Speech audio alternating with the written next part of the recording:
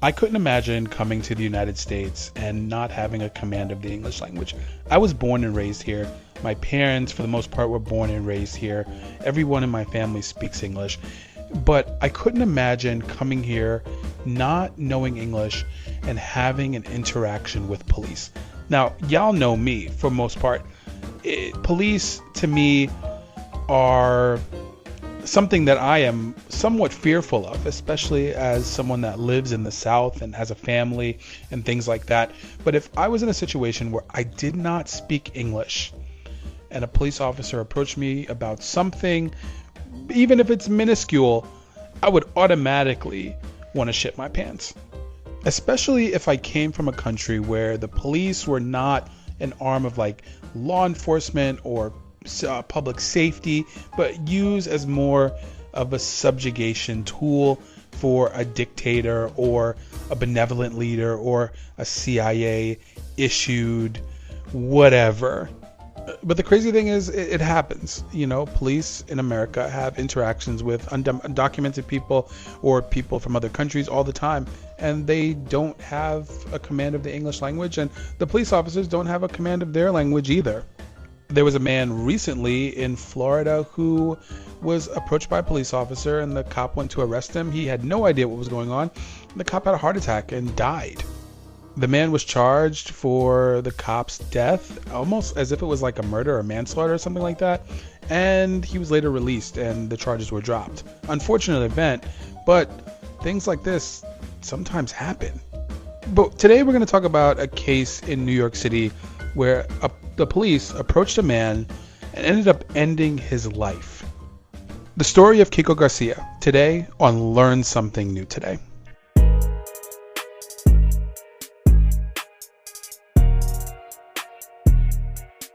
The Dominican community in New York City is huge. According to some estimates, there's several million Dominican people that live within New York City. Now, it's mostly concentrated within the 5 boroughs, but even more in-depth analysis shows that most Dominican people that are in New York City specifically are in the Bronx and also in Washington Heights. Now, there are some people that live in New Jersey and also Connecticut, but the vast majority of Dominicans in the United States live in Washington Heights and the Bronx. Now, as a proud Puerto Rican, I view the Dominican community, I view Dominican people as my cousins, our brothers. A lot of times we look alike, our Spanish might sound a little bit different, but we eat a lot of the same foods and our islands are right next to each other. So we're pretty much like family when it comes to the Latin diaspora.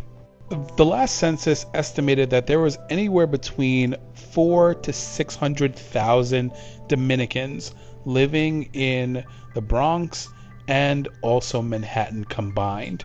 Now, a lot of people might see this phenomenon as something that is brand new or the byproduct of illegal immigration, but it's not true.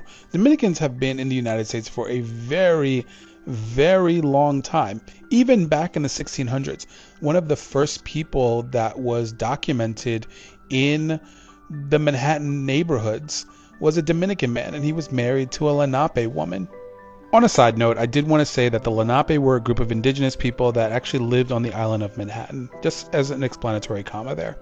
Now, the Dominican American community started coming en masse to the United States in the 1960s and 70s.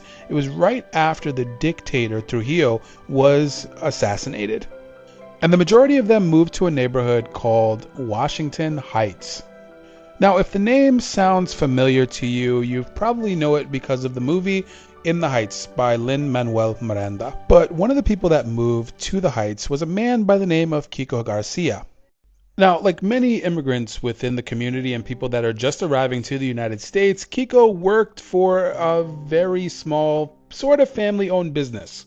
Kiko worked in a bodega. For those of you who don't know what a bodega is, I feel like the most of you that listen to this podcast do know what a bodega is, but a bodega is a place within a community where you can pretty much buy anything. I'm talking about sometimes even clothes, food, cat food, dog food. You can get hot prepared meals and a variety of other things.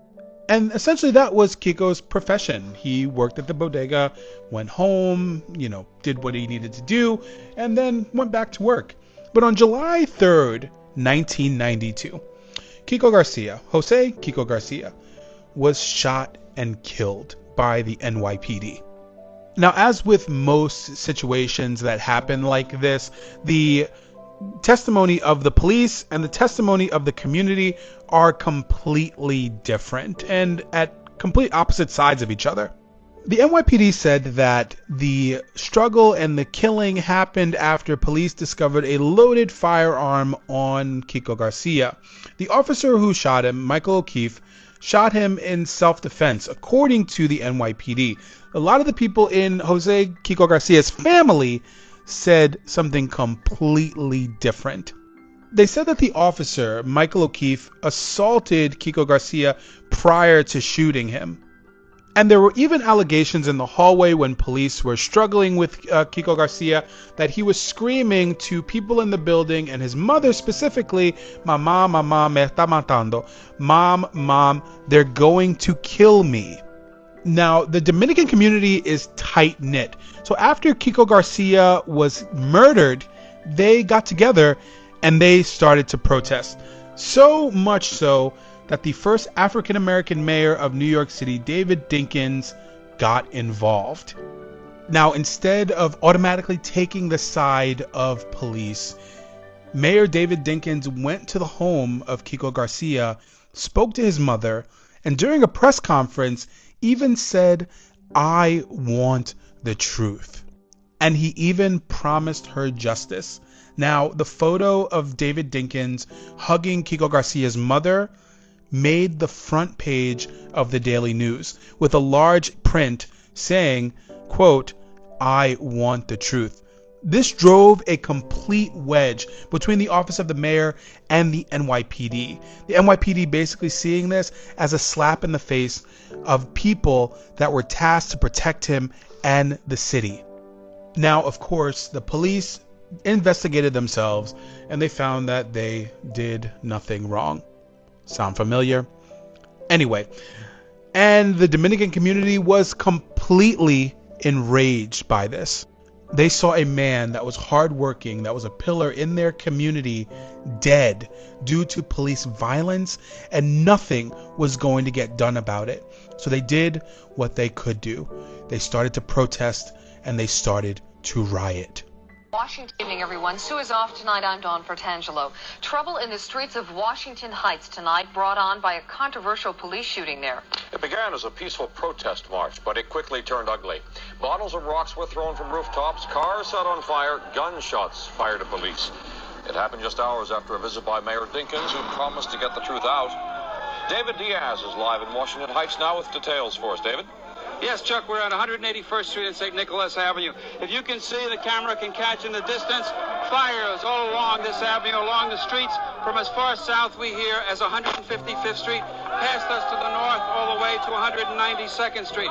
The mayor had been here earlier today in an attempt to provide calm, and earlier this evening, in fact, some of his Increase the Peace Corps had been out prior to a community meeting, leafleting people with leaflets, telling them to stay calm while the investigation continued. Well, unfortunately, they were giving those leaflets to the wrong people.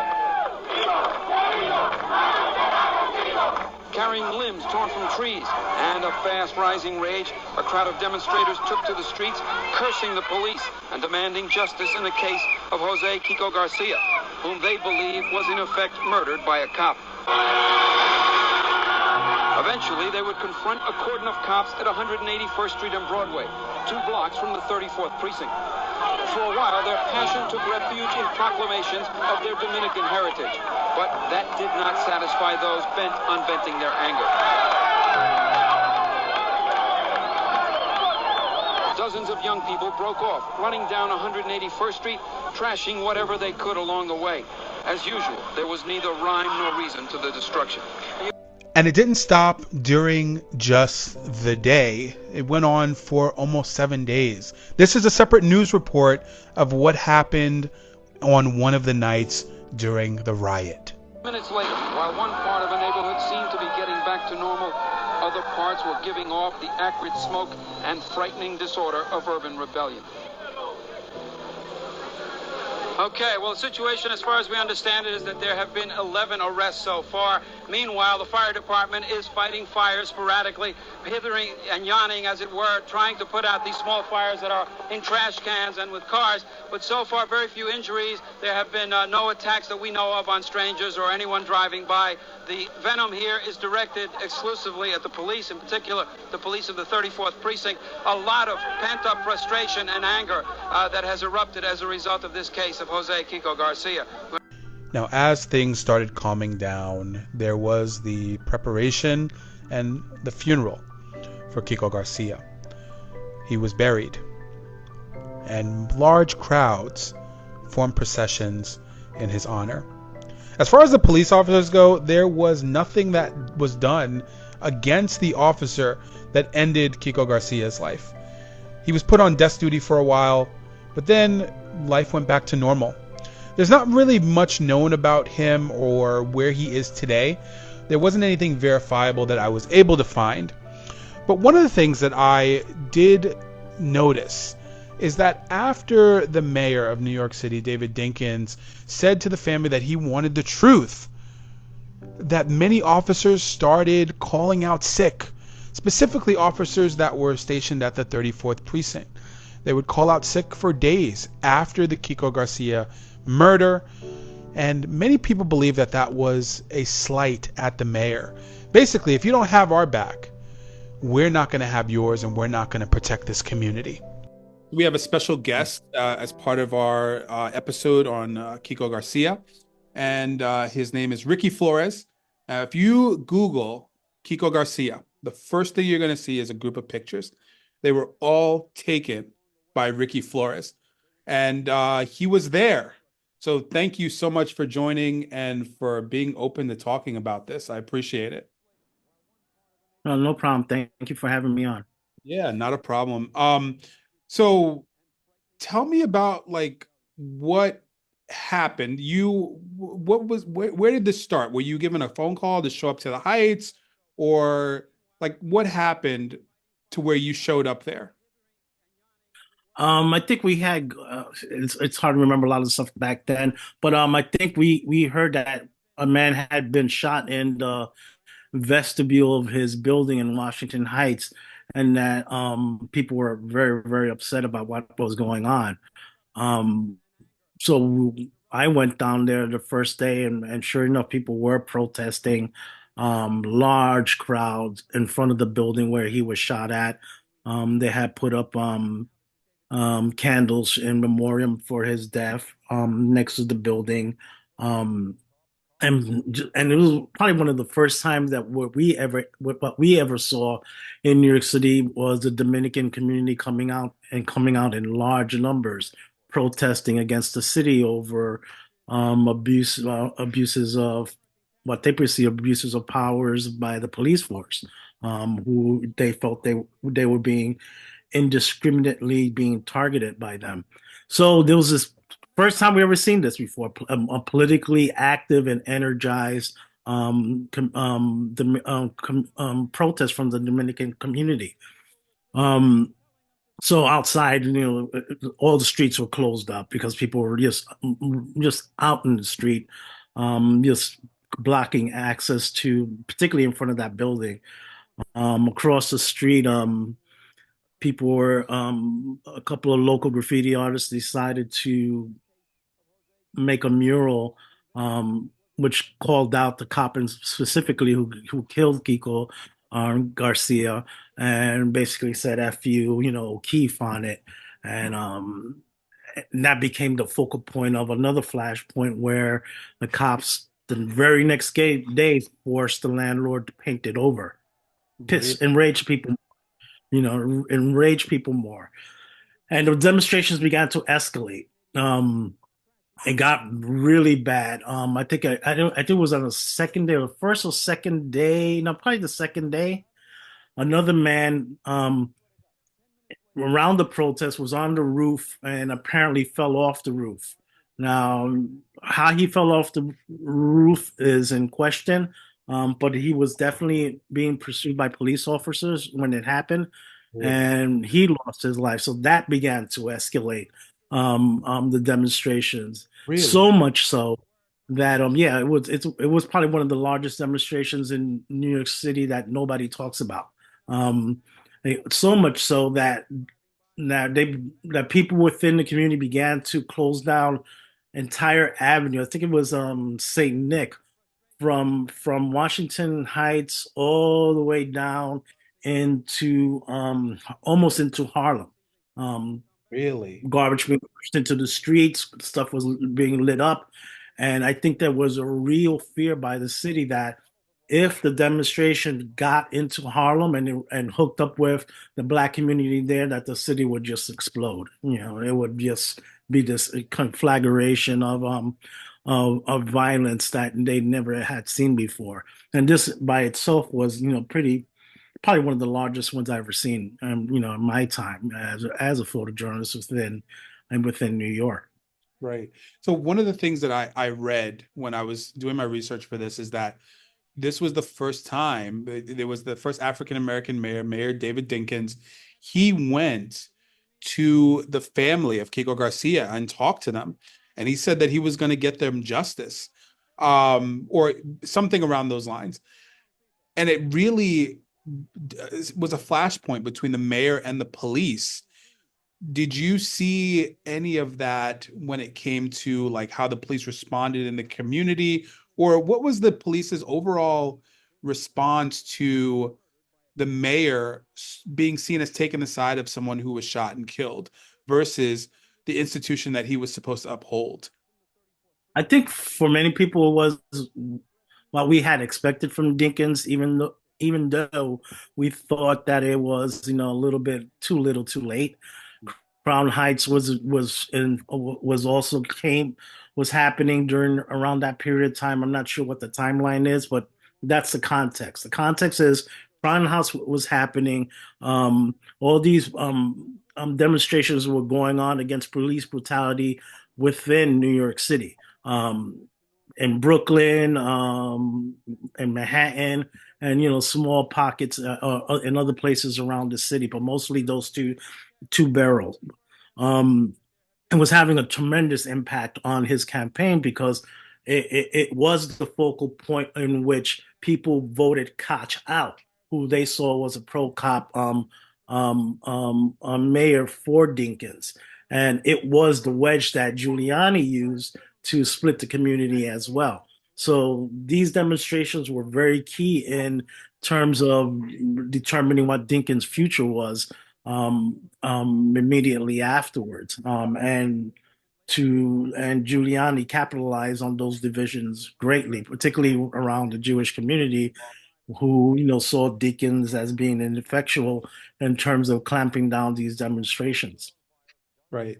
I want to talk to you a little bit about your own work, because you've been doing this for, correct me if I'm wrong, 40 years, as Right. far as photojournalism work goes. There's a image of Kiko Garcia. He's in his casket, and there's people surrounding him. What was your, as a photojournalist, a photographer, and personally, I consider you an artist with what you do because it's beautiful work. Um, what was your thought process when you took that image? What were you thinking? Like, what was the atmosphere like in the room? It was a funeral home. Don't I think it might have been the Ortiz funeral home. That was the big one there. But Yeah, I think it was. Yeah, yeah. So yeah, you're right. what um what was your mindset like taking that image in that casket in that funeral home with so much emotion going on? I think at some point one of the things of being, particularly during that period of time, I consider myself more an activist, photographer and photojournalist, and my role was to document these issues that were directly impacting Black and Latino communities throughout New York. And in that very specific case, we were invited in by the family, and they said, "Come on in, photograph what's going down." And at some point, and this was a practice that I continue throughout the rest of the career, I stopped being the photographer for some organization, and I became the photographer for the family. I documented these events in the way they felt, they wanted it to be seen, and with the respect, that you can, whatever you can muster in those type of, very difficult situations to photograph those scenes. Um, Woman, she was right there sitting in the front. One of the crazy things about that demonstration was that they called out to Sharpton to show up to come in and represent the family, since they were mostly primarily Spanish speaking. They actually asked Sharpton to come up, and Sharpton, showed up. Sat down next to the mom. I got photographs of both of them speaking together, and became a spokesperson for the community. A lot of people thought that Sharpton during that period of time was chasing these demonstrations, and that was not necessarily the case. Um, in this case, the family actually reached out to them. We need somebody to talk. We recognize the work you do. We want you to do this for us. So here I am. I'm photographing this scene. The scene is hundreds of people coming in to see the casket. Massive crowds outside of the funeral home as well. And then occasionally small groups of protesters will break out and start marching throughout the community. That very day that I photographed, I took that photograph. They tried to close down the Washington the Washington Bridge and stuff, crossing over into Jersey, and just cut off all traffic. The cops were able to stop them, but it was stuff like that was happening, throughout. And when I say the scope of this demonstration was not very large, it also lasted for about close to 7 days altogether, from beginning to end. Um, in one instance, um, somebody on the roof of one of the buildings threw something down, and injured a firefighter who was trying to turn off some of these garbage can fires that were taking in the street, which outraged, the families of Kiko Garcia and the woman and the Pachardos, who was one of the man who fell off the roof. They held a demonstration in support of the firefighters and basically saying, you guys got to stop. You got to cut this out. They're not people we want you attacking just for doing the damn jobs. So I think that final situation was what kind of started slowing the protests out, and cooling people down. I think off of it, they were able to finally get a representative, Dominican representative, the first one ever in New York City to represent them in as an assemblyman, I think it is. I forgot the gentleman's name. Off of that incident, they changed, they took that, that those protests and turned it into real political power, and winding by electing this official. I just got back from Chicago. There's a big community, huge Puerto Rican community in Chicago. And I noticed that it takes a lot of times in Black and Brown communities, it takes an incident like that happening for them to understand the amount of political power that they actually have. Same situation happened in Chicago where a Puerto Rican man was killed by police. There was a riot. And from that, they've never had a non-Puerto Rican alderman, which is the same thing as like an assemblyman, um, after. In your years of doing this and covering these type of tragedies, do you see that there has to be a catalyst like this in order for Black and Brown communities to realize their political power? I think that it's always there, but it's always underestimated specifically by those who are in power until you know the proverbial crap hits the fan. I think that one of the things that we've been seeing over again, and you got to understand these issues that took place during that period of time during the early '90s. It's kind of funny because it's also the testing ground for what's happening now nationally. All the players that you see there, Trump, Giuliani, and a lot of those folks on the right, Carrick, who's a police commissioner who wound up getting thrown into jail for corruption. Um, all of those players are now on the national stage. All of them are coming out of New York and stuff. So we recognize, and but who they were fighting against were people of color. Who were they trying to throw into jail were people of color who Trump took out an ad for in terms of the Central Park Five were black folks and stuff, targeting that messaging toward people of color, and organizing the right wing of New York City in terms of supporting people like Giuliani. A lot of folks don't understand that Giuliani, after his broken his policing endorsements of very hard policing policy, got kicked out. Right. He wasn't the American mayor. He was out when September 11 had happened. But somehow that whole revisionist history was developed off of that, off of that incident and kind of Remember that. obscured that, huh?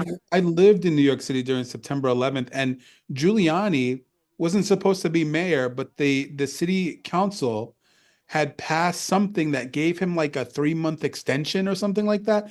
I Right, remember because he wasn't supposed to be mayor; it was supposed to be Bloomberg. right. Yeah. And who people felt was more better suited for revitalizing Lower Manhattan after the attack. But again, he was kicked out. Right. You because of those very policies. So, and those were all Black and Latino led. How those things happen. So it's just constant back and forth push that's been happening, not only on the local level for New York City and then across the country, but now it's playing out on a national stage as well. And we're seeing the potential whether point of view wins again or whether for the first time you get elected a woman as president of the United States, a woman of color, and what that means in that fight, and stuff. So there's definitely a pull back and forth that's happening, where you and a lot of it stems back from a lot of the stuff that went down in New York City in the 80s. A lot of those learning lessons comes right back here. Right. 100%. Now, I wanted to ask you again about your own photography because the images that you have of the Kiko Garcia, the murder of him and the riots that happened afterwards are very so powerful and they're very up close. Did you at any point feel scared for your own life or feel scared, doing the work that you're doing in the situation? I know Dominicans and Puerto Ricans, they're like, oh, they're like cousins, but in a situation where you're in the middle of a riot, things change. How did you ever feel? I yeah, that was the only time that I felt that there was potential for problem, and it didn't come from me exactly. I was when we work on those type of situations, particularly that volatile, we work in packs of photographers, people that we know and trust.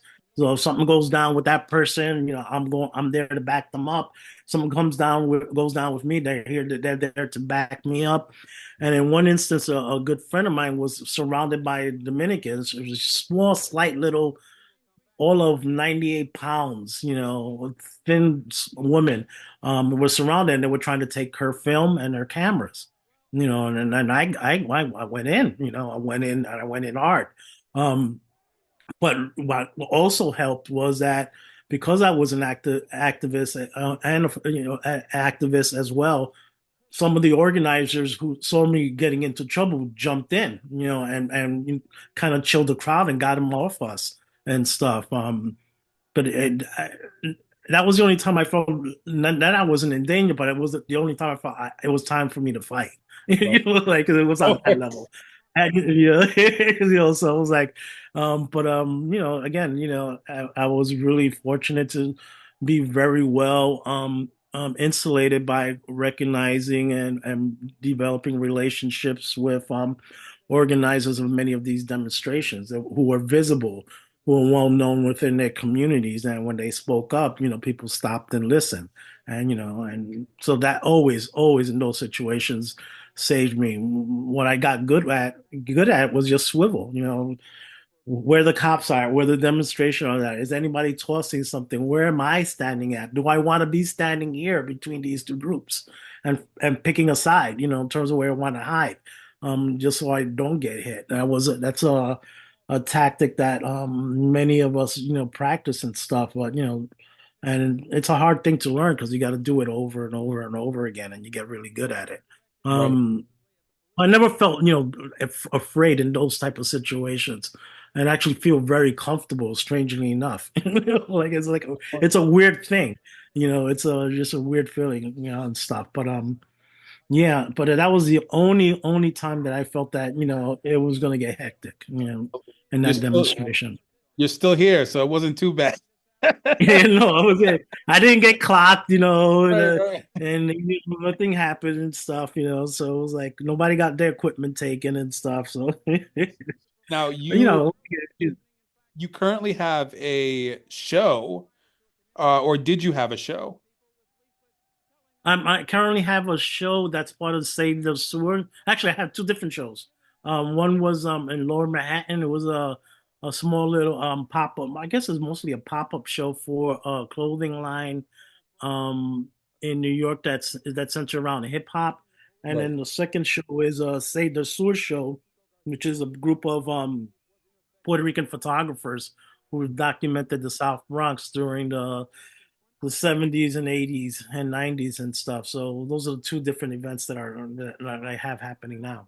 Where can we go to see it? How can we view it? We're all about giving people their flowers while they're here, and we want to promote you. So where can people go to see Ceste Sol? Ceste Sol. The Save the Swords show is at the Bronx Museum and is hosted by the Bronx Historical Society, and that's up on Bainbridge Avenue. I don't know the exact address. I think it's 3266 Bainbridge in the Bronx, and that's up probably through January. And the Awake Show, I'm actually not sure how long that's going to be there. But it's a storefront location in Lower Manhattan, which people can just drop by and check out. There's definitely a window display that people can see if the store is not open, and then inside there's additional other two other three other photographs inside as well. Okay. And where can people find your work? So we're going to put it in the show notes. We're going to put the del Sur show in the show notes, and then we're also going to put your website in the show notes. But tell us where we can find you, your Instagram, your website. I can be found on my website is rickyflores.com, RICKYFLORES.com. I can be found on Instagram at Ricky Flores, RICKYFLORES. And those are the two best places to find me in terms of updating my work. I tend to use the other social medias far less because I think they're far less effective for what I do. So photography goes to Instagram, and on my website in terms of controlling what I want to put out there in terms of my own work. Well, Ricky, thank you so much for giving us your insight, your time today. And I appreciate the work that you do, and I appreciate your openness for this. And thank you again. Oh, you're welcome. Oh, one more thing, just because my publisher probably will kill me. Also have a book out. It's a limited edition, 500. It was only 500, but it's a 8 pound, 8.5 pound monster, 11 by 14, with well over 400 images that basically encapsulate my entire body of work from the South Bronx during the 80s. So that's out. That's out as well. That's Those amazing. things are moving. Like, those things are moving fairly fast, considering that we did only a limited edition. And it's the book is targeted for mostly institutions that have deep pockets that can actually afford it. So because I want the work preserved, I don't want to wind. I don't want. I didn't want it to wind up in eBay or somewhere like that. Right. So on a remainder bin. I didn't. I wanted the work to be preserved, particularly Absolutely. now when we have our history kind of being erased and stuff. So I was like, I wanted to make sure that that happened as well. Absolutely. And what is the name of your book? South Bronx Family Album. All right. So we're going to put that in the show notes also. Uh, Ricky, thank you so much again. We're going to put your book, we're going to put your website, and we're also going to put the link to your show, Sexto Sur, in the show notes.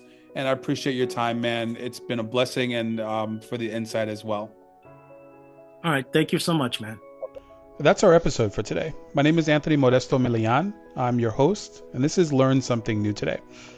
If you like this podcast, please, please, please, please, please give us 5 stars wherever you're listening. Also, if you like this podcast enough, consider being part of our Patreon. And then also, if you like this podcast enough, consider buying something from the merch store. These are all ways that you can support this podcast and help it grow so that we can be more successful, move all the way to the top, and, make some money in the meanwhile.